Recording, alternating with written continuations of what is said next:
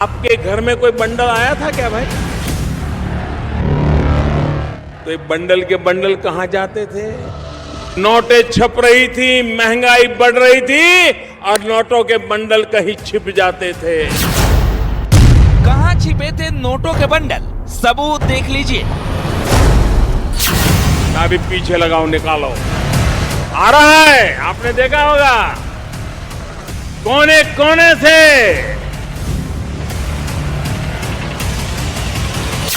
किसी भी कोने में छिपे काले धन को निकालने की ये मोदी की गारंटी है।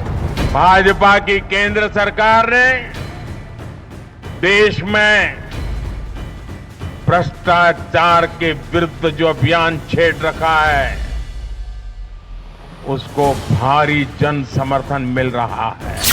करप्शन के खिलाफ ये मोदी का एक्शन है। ये उन दलों, उन नेताओं को वोटर की साफ साफ चेतावनी है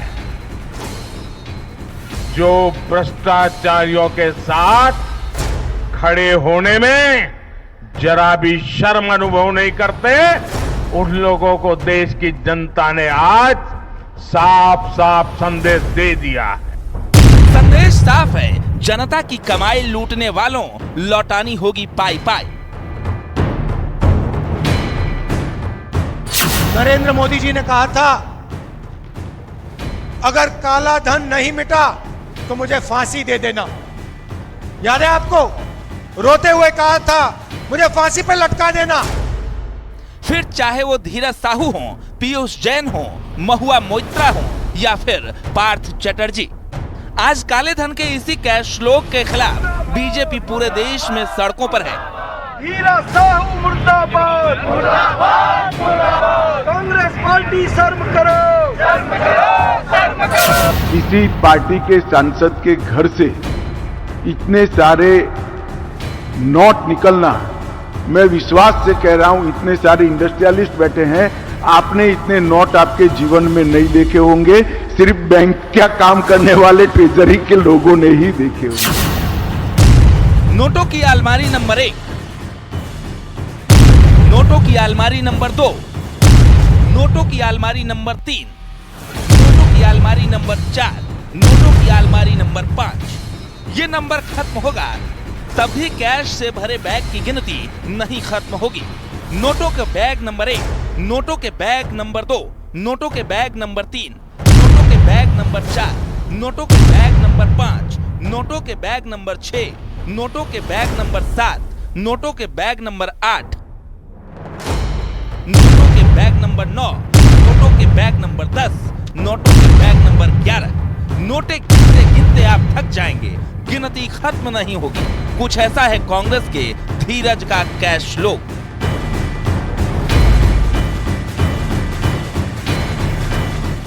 आज हम काले धन के खेल से जुड़े हर पहलू को उजागर करेंगे, बताएंगे कैसे मोदी सत्ता आने के बाद काले धन के कैश फ्लो पर लगातार प्रहार जारी है।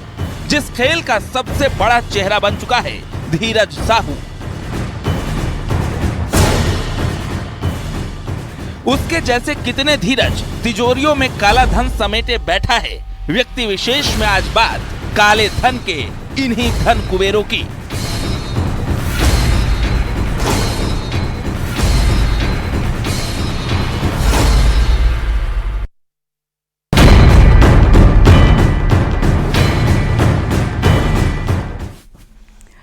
ब्लैक मनी और भारत दोनों शब्द एक दूसरे से इस कदर जुड़े हैं कि एक का नाम लो तो दूसरा अपने आप याद आ जाता है।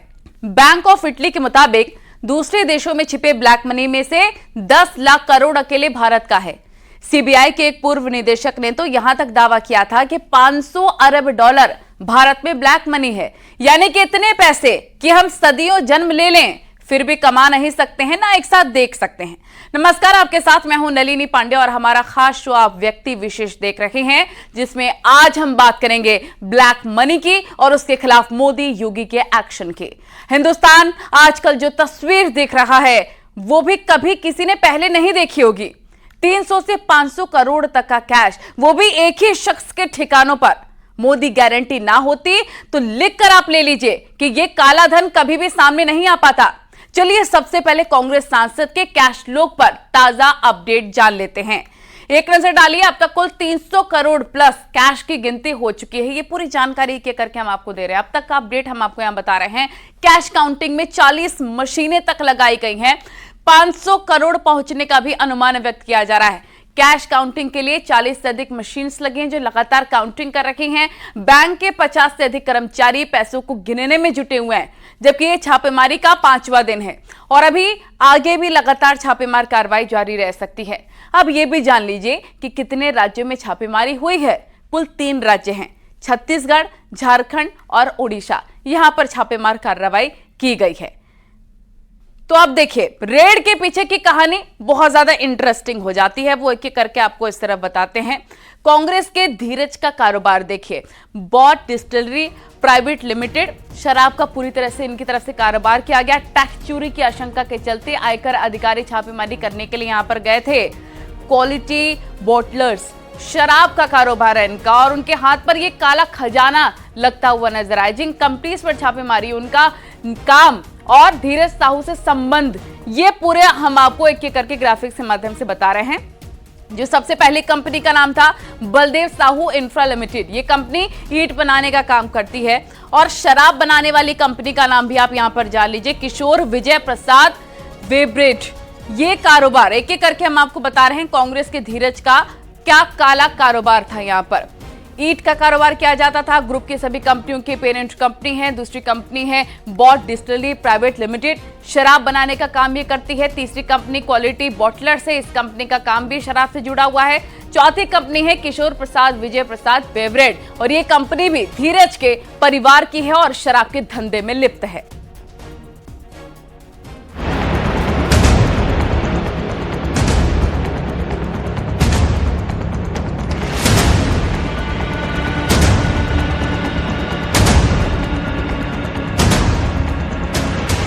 इतिहास में कभी किसी राजनेता के घर से इतने नोट बरामद नहीं हुए।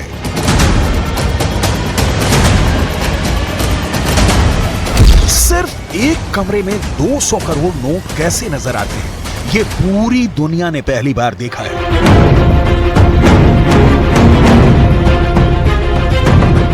$300 करोड़ से ज्यादा के नोटों की गड्डियां देखकर लोग आश्चर्यचकित हो गए हैं।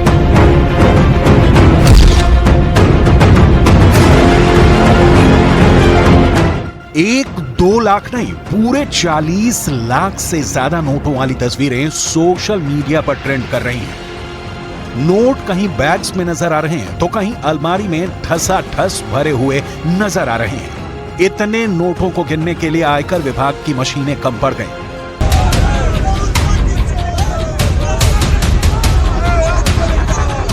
कश्मीर से कन्याकुमारी तक और गुजरात से लेकर असम तक पूरे देश के अंदर इस वक्त की सबसे बड़ी तस्वीर और सबसे बड़ी खबर यही है कि कांग्रेस सांसद का कैश फ्लो, जिसमें कैश की सीमा खत्म होने का नाम ही नहीं ले रही है। आयकर विभाग ने पहले यह कहा कि 200 करोड़ के करीब नोट जब्त हो सकते हैं, लेकिन नोट और मिलते जा रहे थे। इसीलिए आयकर विभाग ने नया अनुमान जारी किया कि 250 करोड़ के करीब नोट जब्त हो सकते हैं। लेकिन अब समाचार यह है कि अब तक 300 करोड़ रुपए के नोट मिल चुके हैं। अभी ना जाने और कितना बड़ा खजाना कांग्रेस के सांसद धीरज साहू की कंपनियों के परिसर और उनके घर में छुपा हुआ है। इतना बड़ा खजाना कि कुबेर का खजाना भी फीका पड़ जाए। रिपोर्ट्स तो ये भी आ रही हैं कि नोट इतने ज्यादा हैं कि गिनते गिनते नोट गिनने की मशीनें जाम होती जा रही हैं। नोटों के बंडलों के बोझ से नोट गिनने की मशीन हाँफ रही है, लेकिन नोट हैं कि खत्म होने का नाम ही नहीं ले रहे हैं। ये कांग्रेस सांसद धीरज साहू का है, लेकिन इतने बड़े कैश लोग पर भी कांग्रेस का धीरज जवाब नहीं दे रहा है। अब ये मुद्दा कांग्रेस के लिए बड़ी शर्मिंदगी का मसला बन गया है। कांग्रेस का कोई भी नेता इस पर जबान खोलने को तैयार नहीं है। वहीं बीजेपी इस मुद्दे पर लगातार हमलावर है। प्रधानमंत्री मोदी के ट्वीट के बाद पूरी बीजेपी और बीजेपी की पूरी मशीनरी पूरी ताकत से धीरज साहू के करप्शन के मुद्दे को जनता के बीच पहुंचाने और चर्चा का विषय बनाने में जुटी हुई है। प्रधानमंत्री मोदी के एक ट्वीट का मतलब बीजेपी के अंदर क्या होता है, इसकी पूरी तस्वीर उस वक्त देखने को मिली जब धीरज साहू के मुद्दे पर प्रधानमंत्री के सिर्फ एक ट्वीट के बाद ही बीजेपी की प्रेस कॉन्फ्रेंस भी इसी मुद्दे पर हुई और इसके बाद पूरे देश के अंदर बीजेपी के हजारों कार्यकर्ता कश्मीर से कन्याकुमारी तक सड़कों पर भी उतर आए।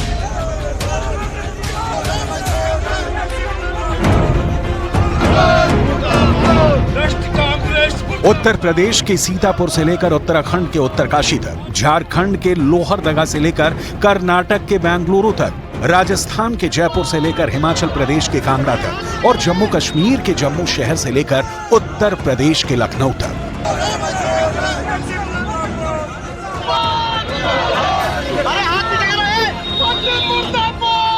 देश के कोने कोने में बीजेपी के कार्यकर्ताओं के बैनर्स और पोस्टर्स कांग्रेस और करप्शन के खिलाफ नारेबाजी से भरे पड़े थे। इन सभी राज्यों में बीजेपी के नेता धीरज साहू को कठपुतली और मोदी विरोधी गठबंधन को करप्शन की दुकान का असली मालिक बता रहे हैं। क्यों ये इंडी अलायंस के जो सहयोगी दल है कांग्रेस के, ये भ्रष्टाचार के खिलाफ क्यों नहीं बोल रहे, क्यों स्वागत नहीं कर रहे, ये ईडी का सीबीआई का विरोध क्यों कर रहे हैं, ये नोटबंदी का विरोध क्यों कर रहे हैं? साफ दिखता है चोर चोर मुसेरे भाई हैं।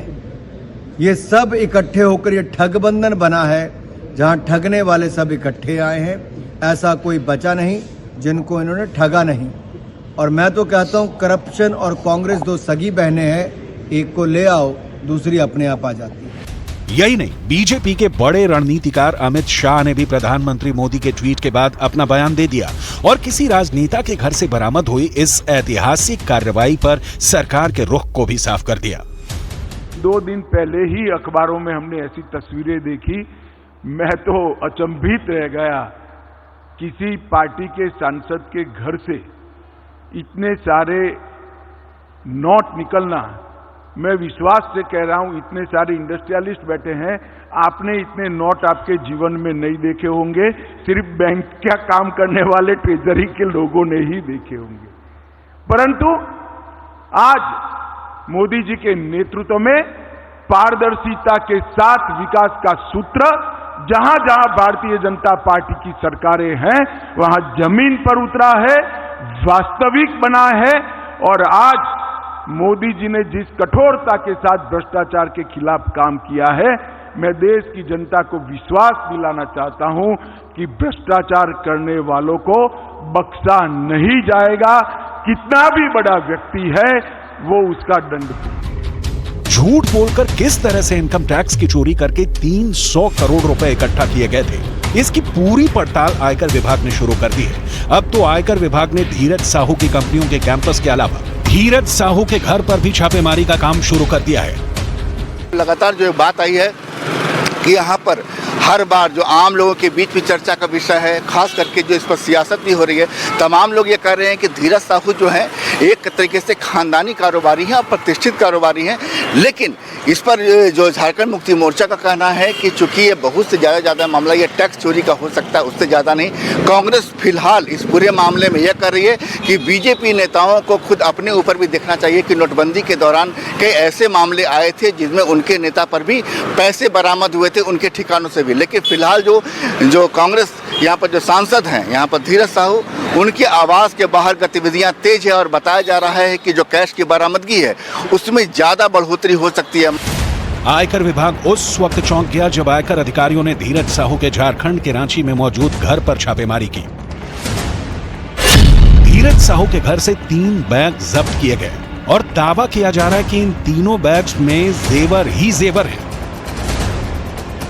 करप्ट राजनेता किस तरह से पूरे देश की व्यवस्था की आंखों में धूल झोंकते हैं, इसका एक नमूना कांग्रेस के सांसद धीरज साहू ने भी पेश किया है।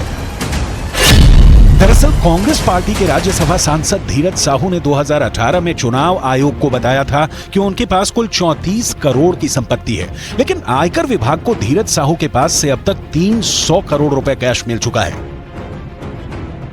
धीरज साहू कांग्रेस पार्टी के कोई छुटभैया नेता नहीं है। कांग्रेस पार्टी ने एक बार नहीं बल्कि तीन बार राज्यसभा का सांसद चुनकर उनको दिल्ली भेजा है। अब झारखंड में बीजेपी के नेता ये आरोप लगा रहे हैं कि कांग्रेस पार्टी ने पैसे लेकर धीरज साहू को बार बार राज्यसभा में भेजा। सारा पैसा, गरीबों का पैसा जो कांग्रेस के नेता और कांग्रेस पार्टी हड़पती है, वही संकल्प प्रधानमंत्री जी ने लिया है। एक एक रुपया गरीबों को हम लौटाएंगे और ऐसे भ्रष्टाचारी लोगों को सख्त से सख्त सजा हम लोग दिलवाएंगे। धीरज साहू की राजनीतिक हैसियत कांग्रेस पार्टी के अंदर कितनी बड़ी है, आप इस बात से समझ सकते हैं कि जब भारत जोड़ो यात्रा झारखंड में शुरू हुई तो धीरज साहू राहुल गांधी के साथ साथ राहुल गांधी के करीब चलते हुए नजर आए। भारत जोड़ो यात्रा में धीरज साहू न सिर्फ साझेदार थे बल्कि झारखंड के अंदर राहुल की भारत जोड़ो यात्रा को हिट कराने की जिम्मेदारी भी धीरज साहू पर थी। जब धीरज साहू कांग्रेस पार्टी के राज्यसभा के सांसद बने उस वक्त भी उनकी तस्वीर राहुल गांधी के साथ सामने आई थी। इसके अलावा कांग्रेस पार्टी के अध्यक्ष मल्लिकार्जुन खड़गे के साथ भी धीरज साहू नजर आए और ये तस्वीर अब पूरे देश में चर्चा का विषय बनी हुई है। कांग्रेस सांसद धीरज साहू का परिवार शराब कारोबार से जुड़ा रहा है। बलदेव साहू और ग्रुप ऑफ कंपनी मूल रूप से झारखंड के लोहरदगा जिले की है। इस कंपनी ने 40 साल पहले ओडिशा में देसी शराब बनानी शुरू की थी और बाद में ये शराब की बड़ी कंपनी बन गई। आरोपी बंटी साहू भी शराब कंपनी में बलदेव साहू इंफ्रास्ट्रक्चर से संबंधित है। इन सभी आरोपियों से आयकर विभाग ने पूछताछ शुरू कर दी है। खास बात यह है कि 3 राज्यों में चुनावी जीत के बाद ही शाम को प्रधानमंत्री मोदी ने जनता को धन्यवाद देते हुए कहा था कि करप्शन पर सरकार के एक्शन को जनता से समर्थन मिला है।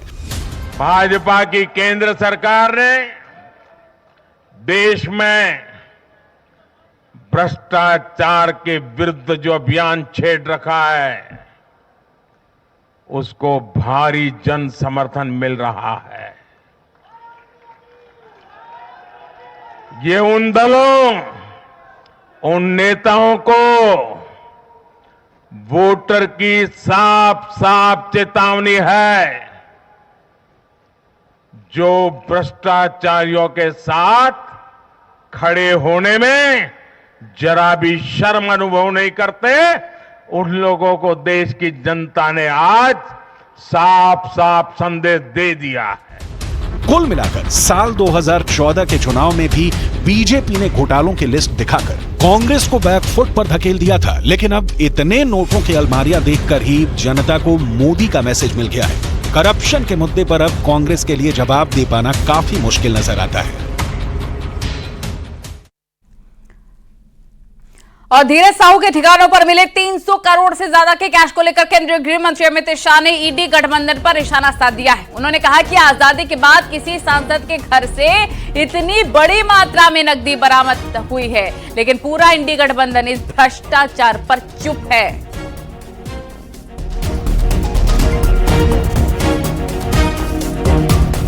बड़ा आश्चर्य है, आजादी के बाद किसी भी दल के सांसद के घर से इतनी बड़ी मात्रा में कैश नहीं पकड़ी गई होगी।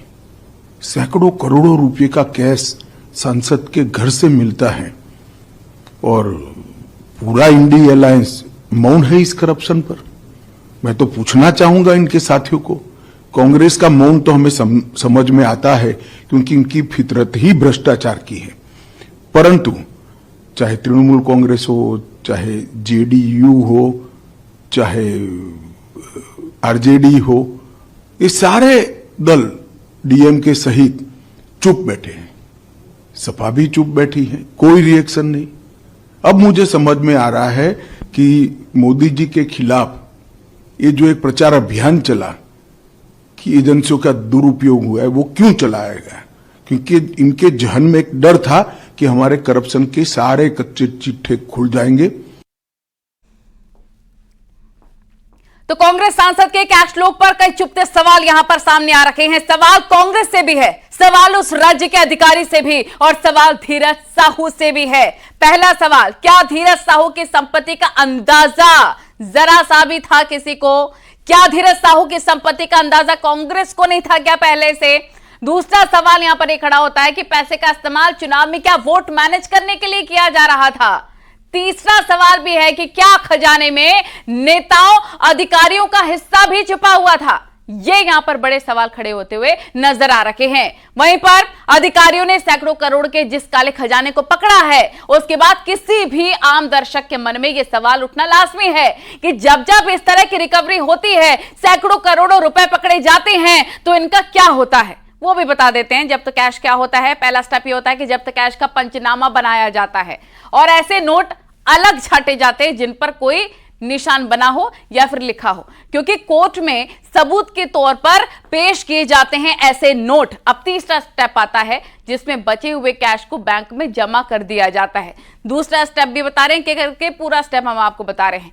आरबीआई या फिर एसबीआई में जब्त कैश को केंद्र सरकार के खाते में जमा कर दिया जाता है। ये पूरा स्टेप हम आपको बता रहे हैं क्योंकि आप सोच रहे होंगे कि इतने करोड़ों यहां पर इकट्ठा हुए हैं तो अब इसका क्या होगा। तो ये पूरी कार्रवाई होती है, कैश जब्त होता है, उसके बाद एक एक करके क्या होता है।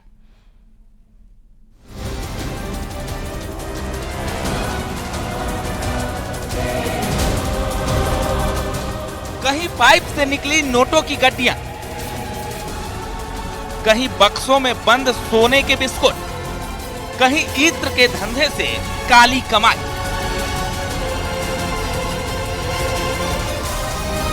हिंदुस्तान में करप्शन पर एक्शन नया नहीं है, लेकिन धीरज साहू के जितना बड़ा खजाना अब तक कहीं नहीं मिला। काले धन के खिलाफ मोदी की लड़ाई 2014 में ही शुरू हो गई थी, जब खुले मंच से उन्होंने करप्शन के खिलाफ जंग का ऐलान किया था। इसी अभियान के तहत बाबुओं के कैश लोक पर कभी छापे पड़े तो कभी कन्नौज के इत्र व्यापारी रडार पर आए। अब चार्थ चटर्जी और धीरज साहू जैसे लोग शिकंजे में हैं। मोदी के इस अभियान पर जनता ने भी अब अपनी मोहर विजयी भव की लगा दी है। 23 दिसंबर 2021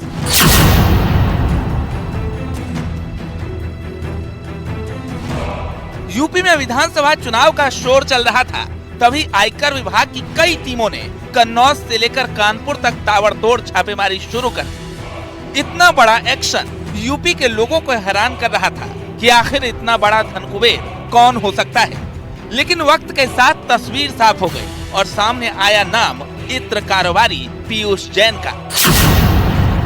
पीयूष जैन इत्र कारोबारी है। उसके ठिकाने से 197 करोड़ कैश बरामद हुए। 23 किलो सोने के बिस्कुट मिले थे।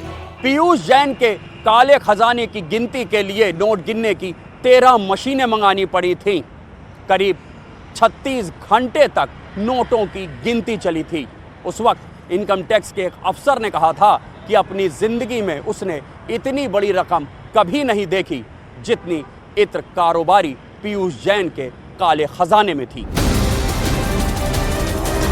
अब जरा पश्चिम बंगाल की करप्शन कथा की एक झलक भी देख लीजिए। पार्थ चटर्जी और अर्पिता मुखर्जी के ठिकानों पर ईडी ने छापा मारा था। 21 करोड़ कैश का लिंक पार्थ चटर्जी से निकला था। बंगाल टीचर घोटाले से ये काला धन कमाने का आरोप था, जिसके बाद पार्थ चटर्जी को गिरफ्तार कर लिया गया था। ईडी की छापेमारी में पार्थ चटर्जी की करीबी अर्पिता मुखर्जी के यहां से करीब 21 करोड़ रुपए कैश बरामदगी हुई थी। इस बरामदगी के बाद से ही राज्य में सियासी पारा रातों रात चढ़ गया था। करीब 25 घंटे तक पूछताछ और जांच की कार्रवाई की गई थी।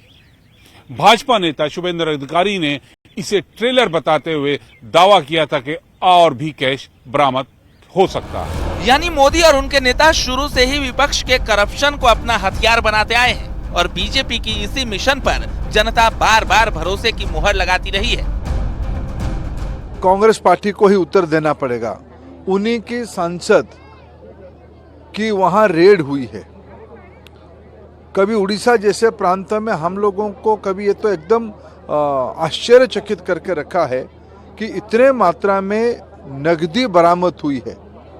पत्रकारों ने लिखा है, मीडिया ने लिखा है कि मशीन बंद हो गई, इतनी नोट था। ये नोट कहाँ से आया, किसकी है, जिन लोगों की है उनको उत्तर देना पड़ेगा। एजेंसी अपने काम कर रही है।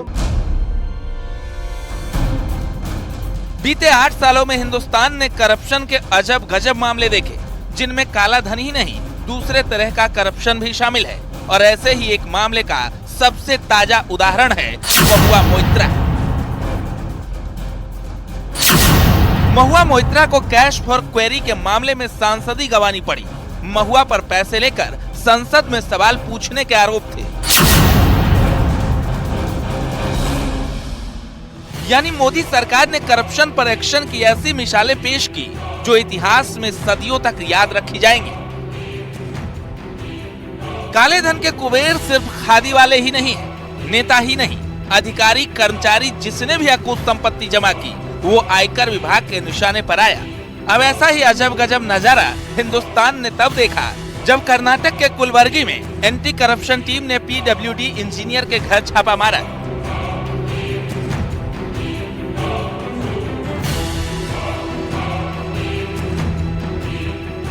पहली बार देश पानी की पाइपों से पैसे निकलते देख रहा था। तब एंटी करप्शन टीम ने इंजीनियर के घर से 54 लाख कैश और सोना पकड़ा था। का संदेश बिल्कुल साफ है, न खाएंगे न खाने देंगे। अपने इसी मंत्र के दम पर सीना ठोक कर मोदी करप्शन के खिलाफ एक्शन लेते हैं। आईटी और ईडी को भी पूरी छूट दे रखी है, सियासी दखल कोई नहीं है। और करप्शन के खिलाफ अभियान में ताजा उदाहरण कांग्रेस के सांसद धीरज साहू हैं। मोदी ने काला धन पर जनता से जिस वादे की बात बार बार दोहराई, जिस करप्शन के खिलाफ एक्शन लगातार दिखता रहा, उसी करप्शन के खिलाफ एक्शन से विपक्ष को सबसे बड़ी टेंशन मिली। काले धन के सहारे चुनाव लड़ने वालों के सपने चकनाचूर हो गए। काली कमाई के शीश महल आयकर ने कुर्क कर लिए। अब तक जो बच निकले, अगला नंबर उनका ही है। Bureau report, news 18।